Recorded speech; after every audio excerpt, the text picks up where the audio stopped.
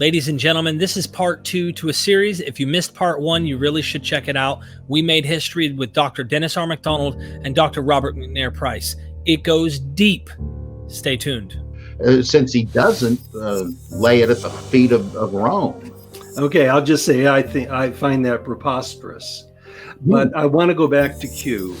I think my Q is half again as long as traditional Qs. I don't think it's an innocent repository of Jesus's teachings. I think it already is going through a kind of mythic formation. But it's not Jesus as a wisdom teacher. And this is one, so I don't stratify Q into 3 different layers.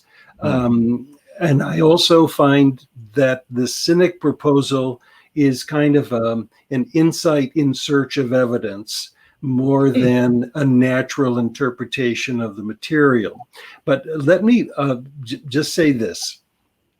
My reconstruction of Q is more invested in the Pentateuch than it is in wisdom tradition by far.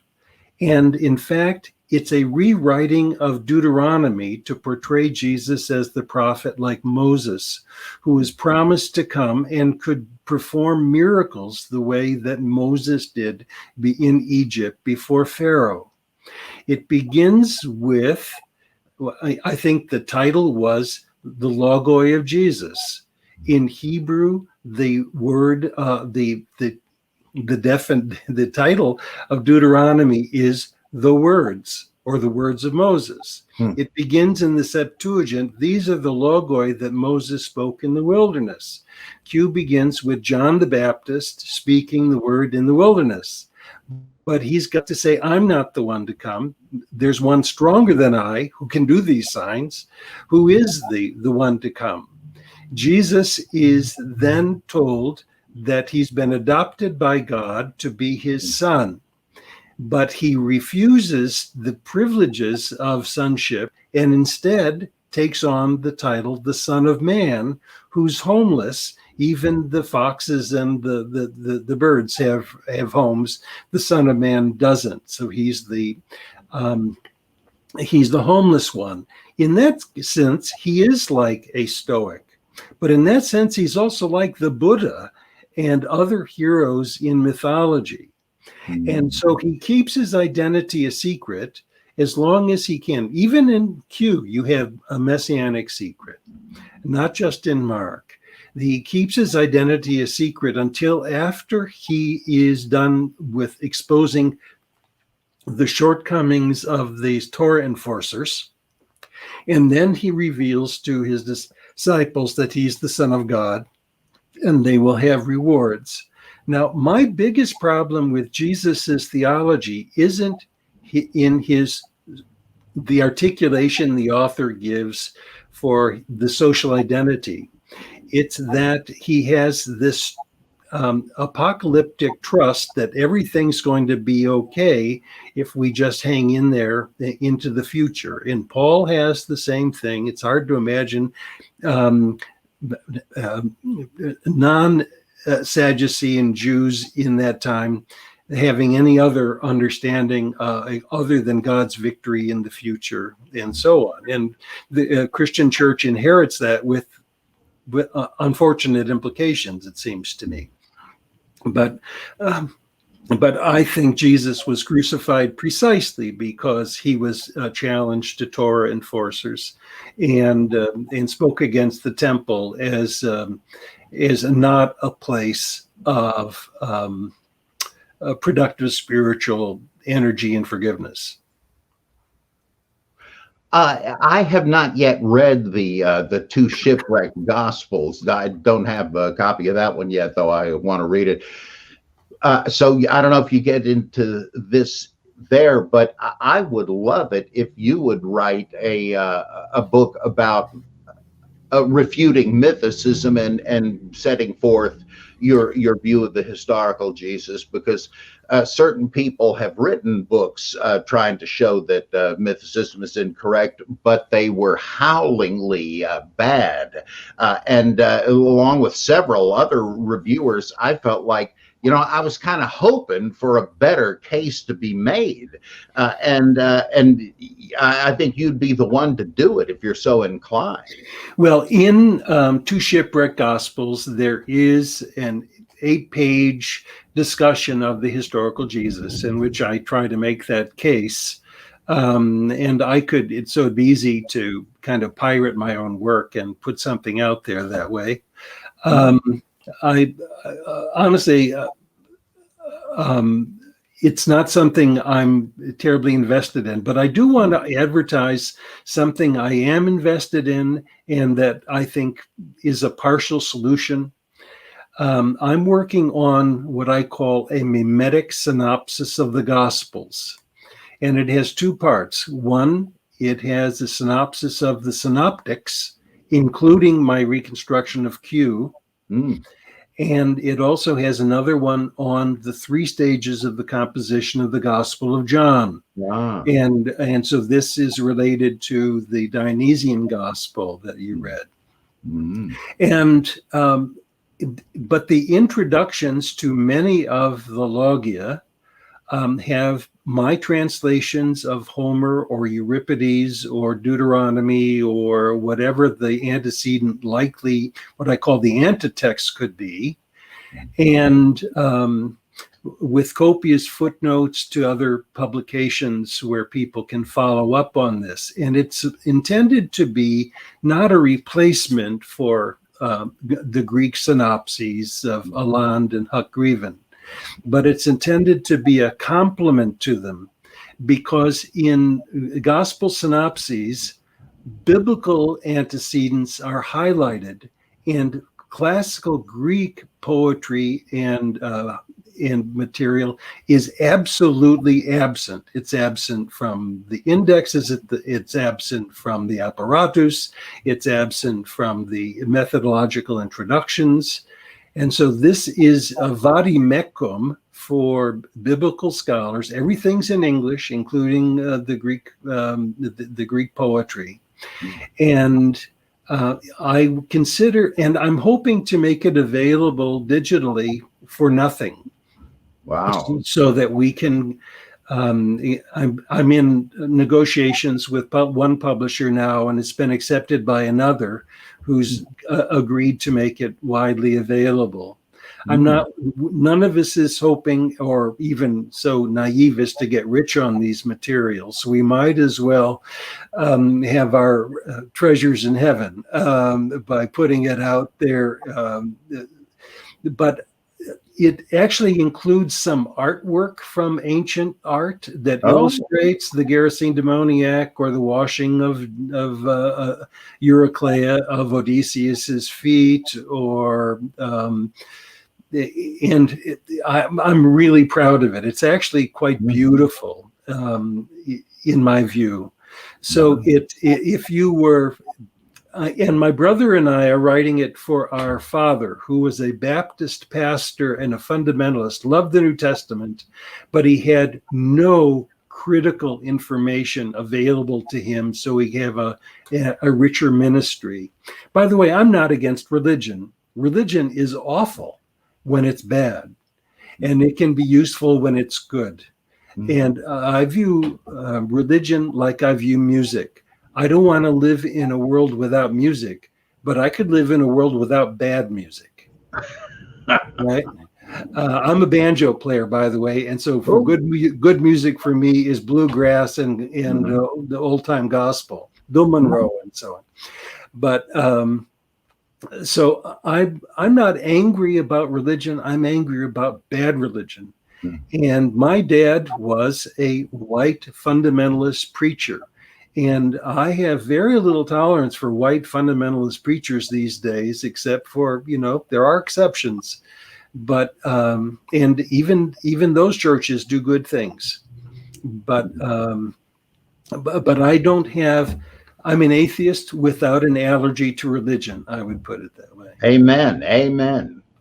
That's the way I look at it. Oh, is that right? Oh, I love religion. I get along great with religious people and relatives. I talk their language, though not trying to, I don't want to be all things to all men, but I can join the language game and commiserate and congratulate in all sincerity. People know where I stand, but the antagonism is just pointless. Yeah, that's right. Yeah. Good. I'm good. I hadn't heard you say that quite. Yeah. Yeah. I always try to say also that Jesus mythicism and atheism have nothing to do with each other. That's right. Yeah, that's right.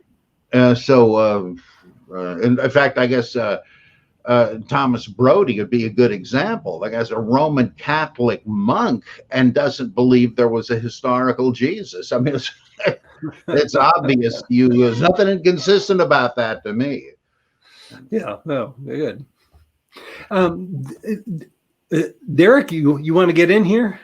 Look, how could I interrupt such an amazing conversation? I literally was just popcorn in the backstage, loving you two guys, brilliant minds, wonderful stuff said. Honestly, I would love to have further dialogue on the historical Jesus in the future.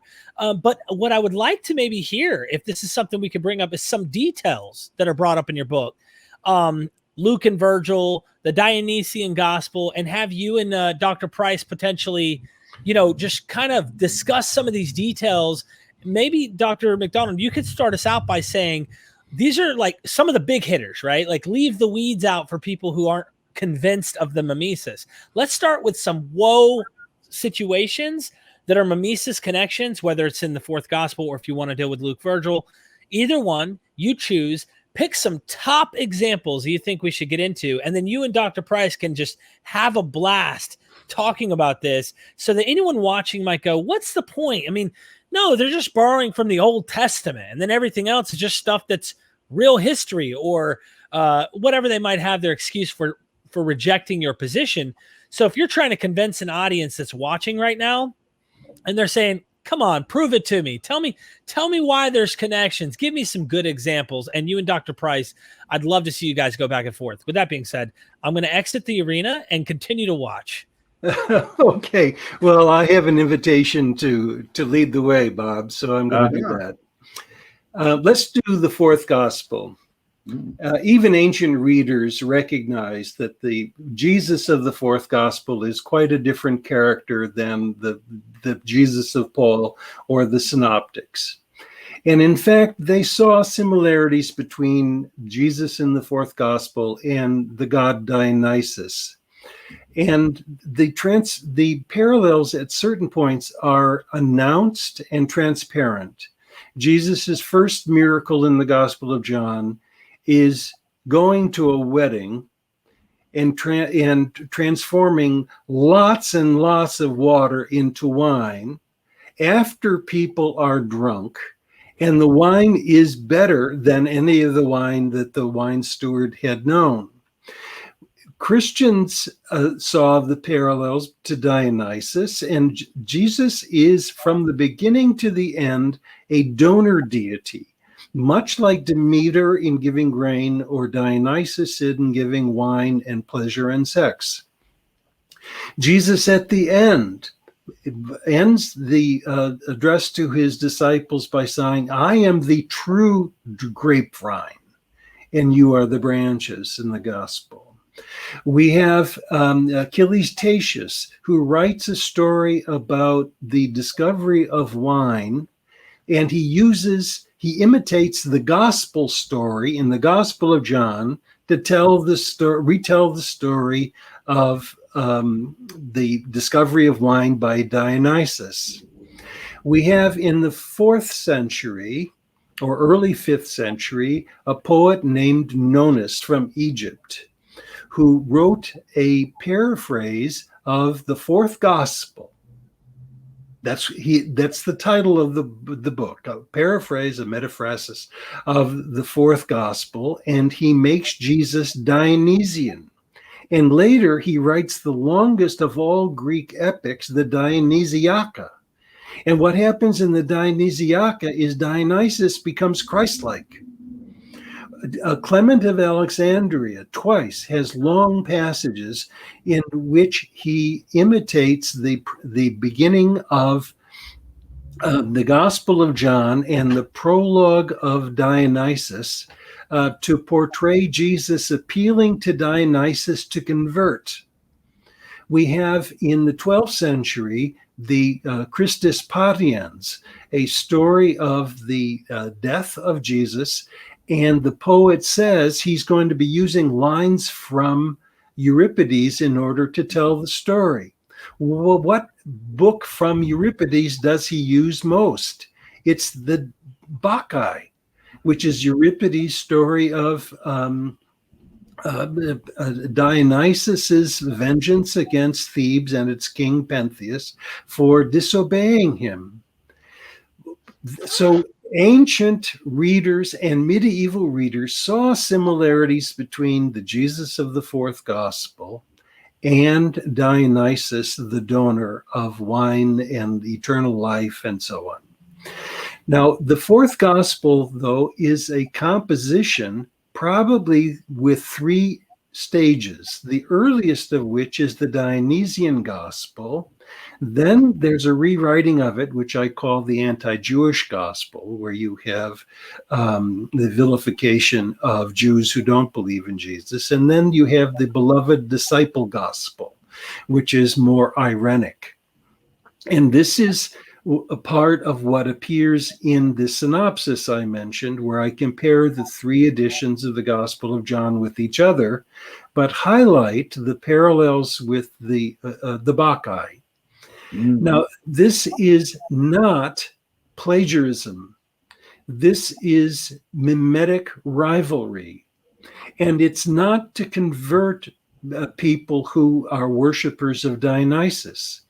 It's rather to say to the community that the author has in mind that the synoptic Jesus who demands suffering is also a Jesus who offers wine and joy and eternal life, just as Dionysus does. So Jesus is no longer a slave master. Now he's the great benefactor. And so these things are written that you might believe that Jesus is the Christ, the Son of God, and believing you may have Zoe in his name, that you might have life in his name. And I just think it's a magnificent tour de force to recapture for this Christian community that has a new social identity now, to provide them with a new prototypical leader, namely Jesus, who's a party animal. So I think that gives the larger landscape of what motivated the Dionysian gospel. Now, inside of that, there are the delicate arguments, some of them made from the Greek text exclusively, and one doesn't have to buy into my stratification of the Gospel of John into three. I think it's sufficient to say that ancient readers, but very few modern interpreters, have seen the Johannine Gospel as a Dionysian Gospel, which it originally almost certainly was. So I'll stop there.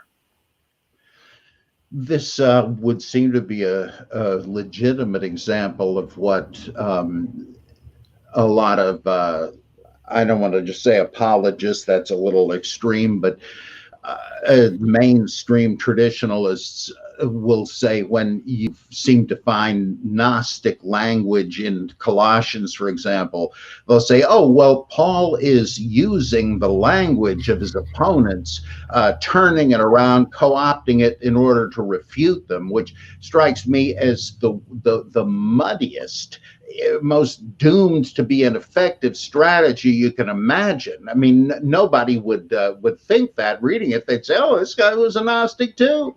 And so if you're trying to appeal to the other group by using their own terms and all that, what you're saying would actually make sense of that.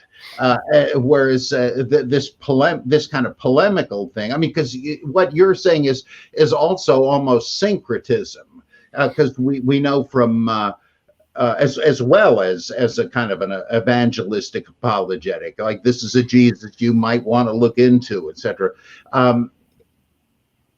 We know from First and Second Maccabees that Jews were participating in the worship of Dionysus, and of course the writers picture it as them doing it at gunpoint. They had to, but keep in mind the context where what upsets Mattathias and his sons is that Jews are willingly embracing Hellenism. So I have a hunch there's a little cosmetics going on there, and that this really attests a Jewish attraction for Dionysus, especially since some identified Yahweh with Dionysus.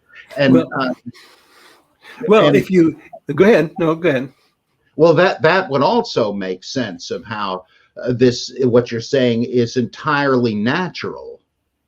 But Third Maccabees has a different read on it. It has its own imitations of the Bacchae, and it explicitly against the worship of Dionysus. So sometimes you have an agonistic relationship to Dionysian worship. In other cases, you would have your word syncretism, which I would say is cultural accommodation. Which is the same thing. It's just named somewhat differently. In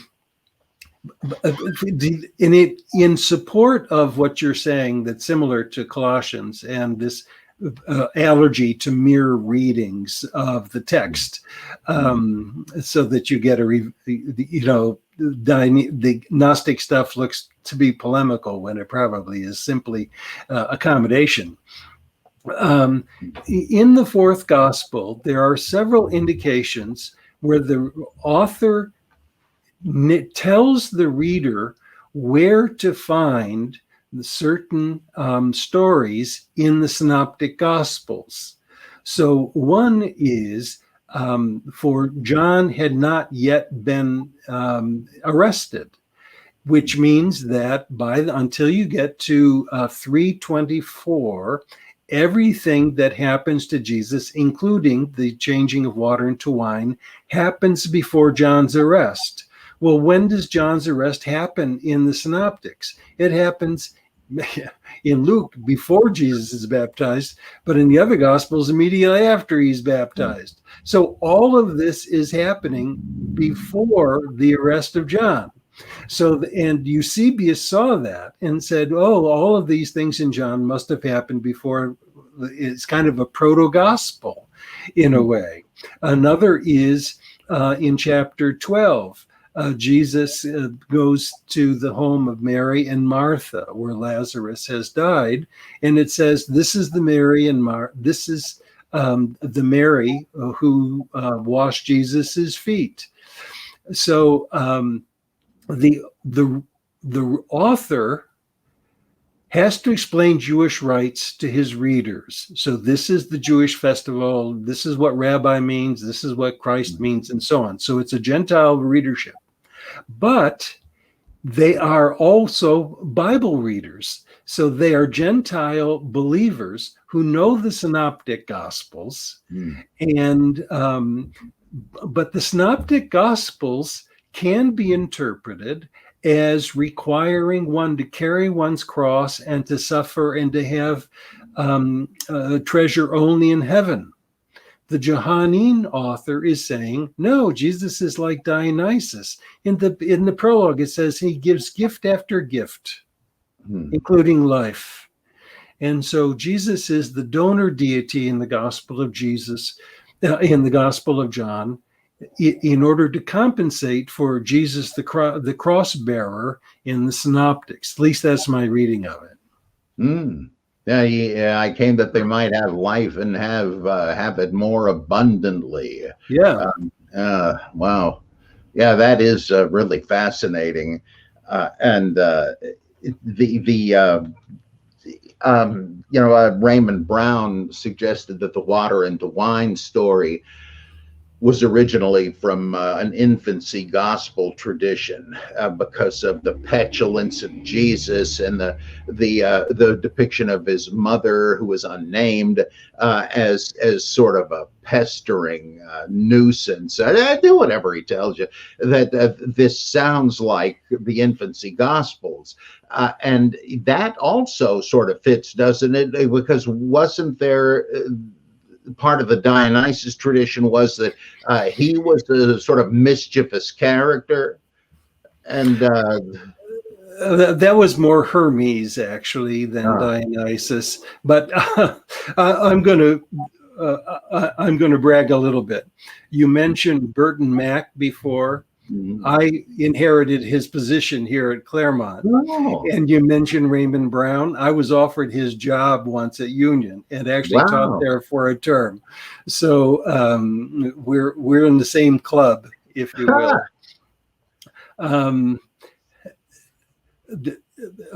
Brown's work on the Gospel of John was distinguished, but it also was fundamentally flawed in a number of ways, not in the way that you're talking about necessarily here, but he was so enthralled with the parallels to Class 2 Jewish scriptures that he was tone deaf to anything that came out of the Greco-Roman world.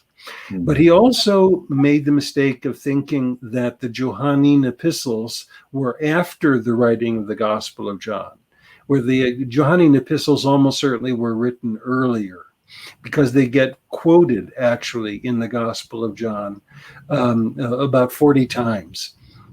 So, and this is one of the intertexts that I use in the synopsis I talked about. Yeah, that is very compelling. That and the idea that this is before John got arrested and all that. That does assume knowledge of the synoptics. And that's kind of like a rehabilitation of the old, I think, patristic contention that John was written to fill in the gaps with the synoptics. Only this makes a bit more sense. That's kind of a harmonization in a way this is not. But I found both those points really compelling. Well, in fact, you're right about that. Eusebius has a passage in the ecclesiastical history